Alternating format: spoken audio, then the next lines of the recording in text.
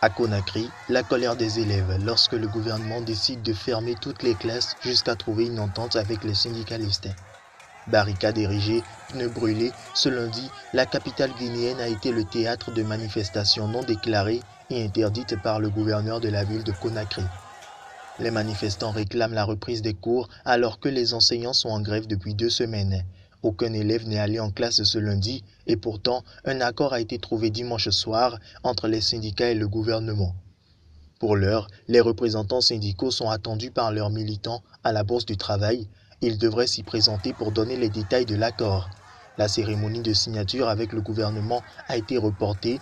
Bilan de ces manifestations, au moins 5 morts, près de 30 blessés, parmi lesquels des forces de l'ordre et de nombreux dégâts matériels.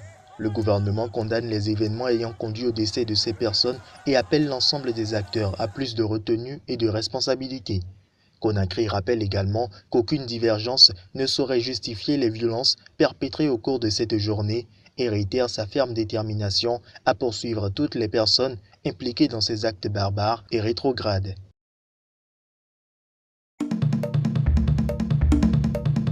Plusieurs élus du Kasaï mettent en cause la responsabilité des autorités dans les violences qui secouent cette région du centre de la République démocratique du Congo, leur reprochant une mauvaise gestion de la crise et une réponse purement militaire. Ce dimanche, le gouvernement réagit à travers cette conférence de presse. L'État envisage des solutions politiques, coutumières et humanitaires sur terrain et militaires si les armes ne sont pas rendues de manière pacifique en vue d'une paix durable dans cette partie du territoire national.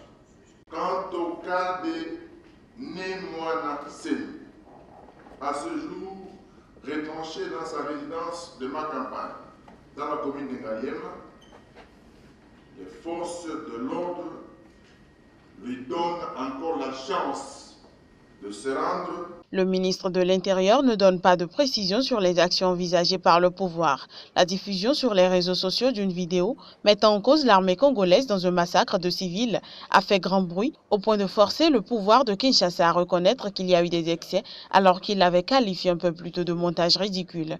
Depuis la mort en septembre 2016 de Kamuna Nsapo, chef coutumier tué dans une opération militaire, les 3 Kasaï, Kasaï central, Kasaï oriental, Kasaï occidental, sont dans la tourmente. Les violences ont fait au moins 200 morts. Pour le député d'opposition Claudel Loubaya, les autorités ont fait une erreur d'appréciation en tuant Kamuna Nsapo. Ils ont fait imploser la région, a-t-il ajouté.